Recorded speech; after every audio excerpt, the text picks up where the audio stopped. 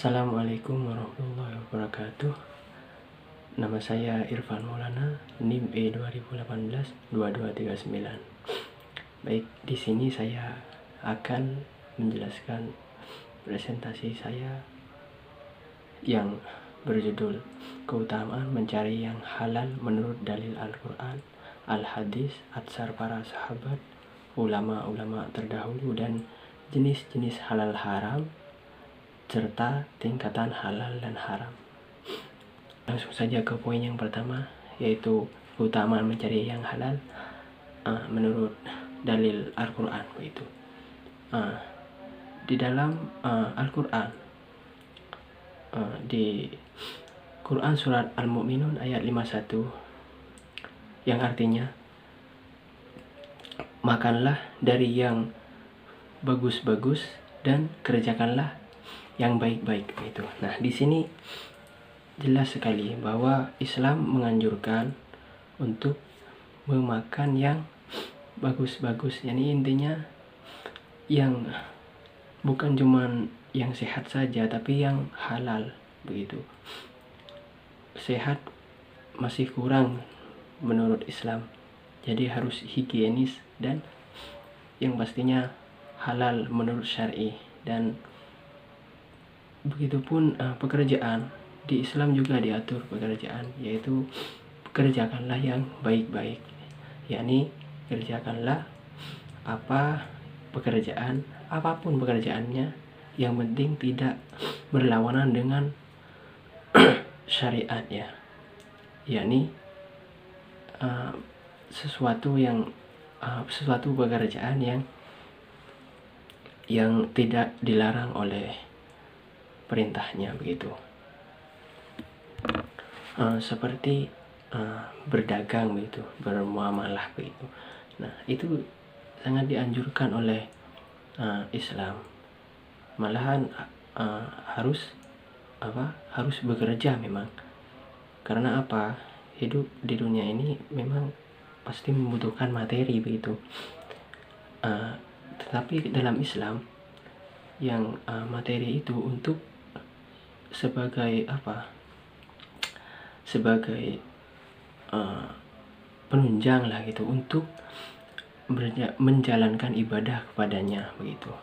Jadi bukan membabi buta mencari harta itu ditumpuk sebanyak-banyaknya untuk kesenangan dunia saja, tapi itu sebagai sarana begitu untuk memenuhi kebutuhan beribadah kita kepada Sang Pencipta begitu.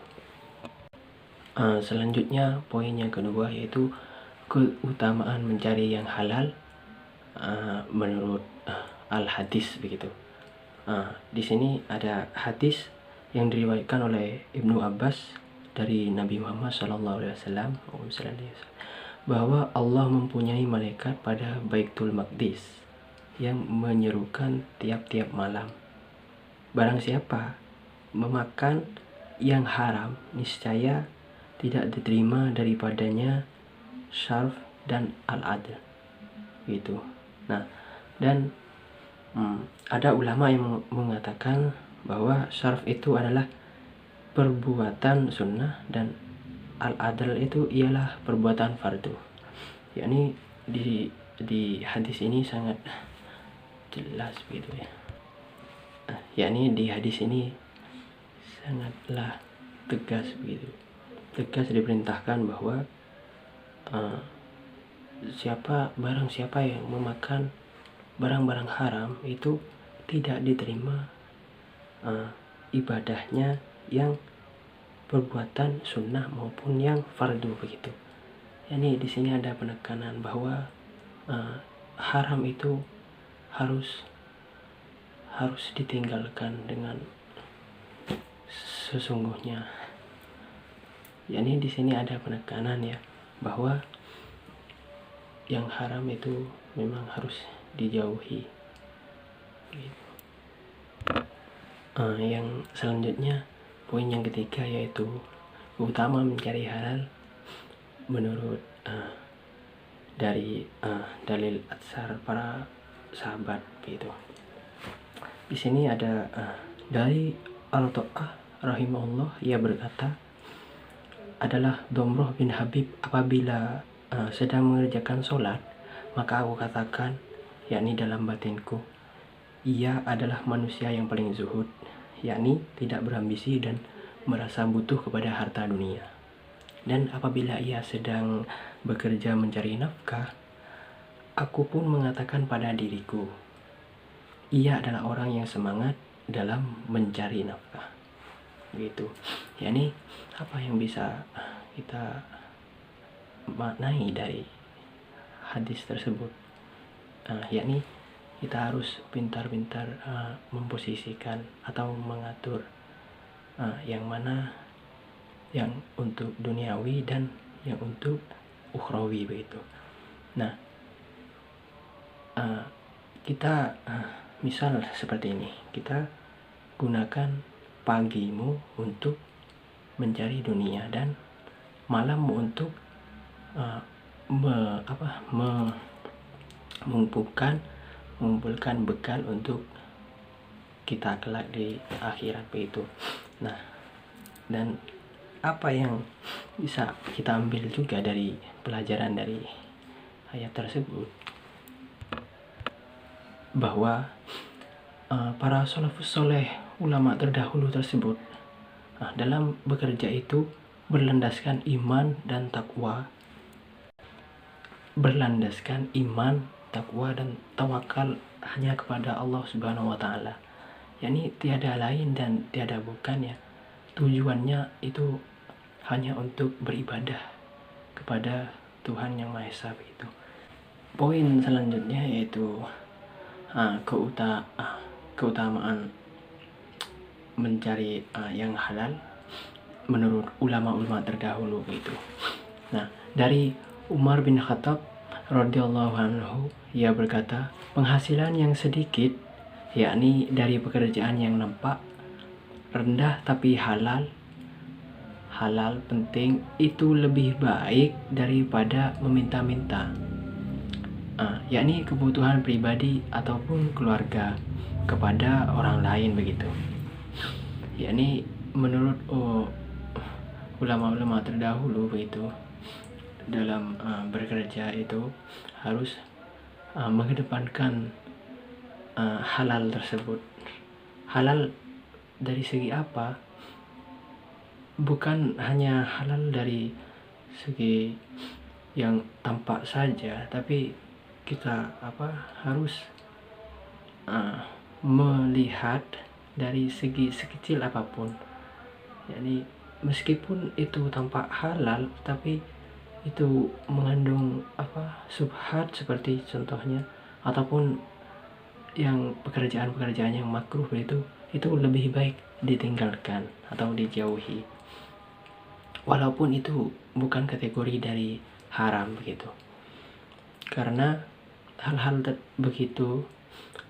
yang demikian itu dapat merusak iman kita begitu. Lambat laun kalau itu diistiqomahkan begitu, naudzubillah, itu akan berdampak buruk kepada kita nantinya. Selanjutnya, jenis-jenis halal dan haram. Makanan yang halal itu banyak sekali dapat kita jumpai gitu. Namun saya merangkumnya ada jenis-jenis, yaitu ada 3 jenis dari makanan yang halal, yaitu yang pertama berupa hewan yang ada di darat maupun di laut, seperti kelinci, ayam, kambing, sapi, burung dan lain sebagainya begitu. Nah, yang kedua yaitu berupa tumbuh-tumbuhan seperti padi, sayur-sayuran, buah-buahan dan lain sebagainya. Nah, yang nomor 3 yaitu berupa hasil bumi, yakni seperti garam, seperti garam dan lain sebagainya. Nah, yang nomor 3 yaitu berupa hasil bumi, yakni seperti garam dan lain sebagainya. Yang selanjutnya yakni makanan halal dari segi usaha yakni dari segi cara untuk memperoleh makanan tersebut. Yang pertama yakni halal makanan yang diperoleh dari usaha yang lain, seperti bekerja sebagai buruh, pegawai, sopir, dan lain-lain. Halal makanan dari mengemis yang diberikan secara ikhlas, gitu. Namun pekerjaan itu halal tetapi dibenci Allah, seperti pengamen dan lain sebagainya. Lebih baik dijauhi hal-hal seperti itu kalau masih mampu untuk mencari pekerjaan yang lebih terhormat gitu. Lebih baik mencari yang lebih bagus begitu. Yang selanjutnya, halal makanan dari hasil sedekah, yakni zakat, infak, hadiah, tasyakuran, dan lain sebagainya. Yang terakhir itu halal makanan dari rampasan perang. Ini ada dari, kalau sekarang ini tidak ada ya, ini di zaman Nabi itu yang dimaksud rampasan perang itu harta. Rampasan perang berupa harta seperti ghanimah itu, makanan-makanan yang didapat dari peperangan, yaitu ghanimah. Poin yang terakhir yakni tingkatan halal dan haram. Menurut Al-Ghazali, Imam Al-Ghazali mengemukakan bahwa menjaga kesucian diri, yakni wara, itu ada 4 tingkatan. Yakni yang pertama, menjaga kesucian diri dari melakukan keharaman sesuai dengan apa yang telah digariskan atau sesuai apa yang didhauhkan oleh para ulama. Yakni apapun yang telah terlontar dari lisan dari ulama, yakni dawuh gitu, itu dijauhi oleh orang jenis yang pertama ini, apapun itu. Ini jenis yang pertama ini yang bernama wara'ul udul gitu. Wara'ul udul. Selanjutnya yang kedua yaitu orang yang menjaga kesucian diri dari segala yang menjurus ke arah haram, walaupun fatwa seorang ulama membolehkan hal itu. Yakni berbeda dari yang pertama. Kalau yang kedua ini, meskipun para ulama tersebut berkata lain, tidak sependapat dengan pemikirannya, itu tetap dijauhi oleh orang jenis kedua ini. Dan nama jenisnya orang kedua ini yaitu wara'ul salihin. Yang ketiga, orang yang menghindari barang yang diputus tidak haram oleh seseorang mufti, juga tidak subhat tentang halalnya, namun dia takut melakukan karena khawatir jangan-jangan dia melakukan yang haram. Hal ini namanya menghindari sesuatu yang tidak berbahaya karena takut kalau sesuatu itu berbahaya. Ini warok ya, yang dari diri kita sendiri begitu. Ini ada was-was di dalam diri kita. Dan warok semacam ini disebut wara'ul mustaqin, wara'ul muttaqin. Dan warok seperti ini disebut wara'ul muttaqin.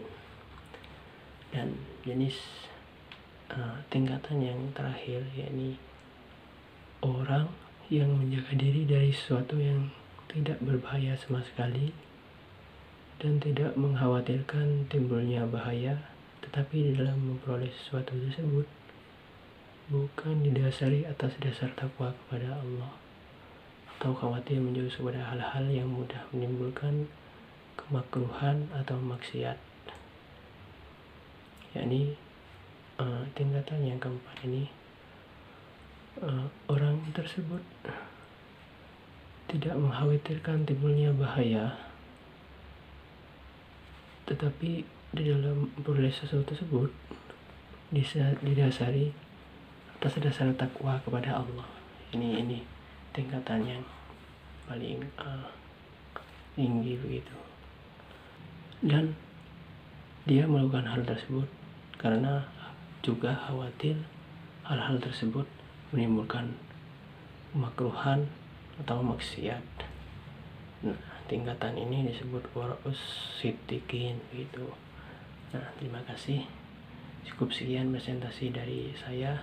Wallahumma fiq ila aqwamit thoriq. Wassalamualaikum warahmatullahi wabarakatuh.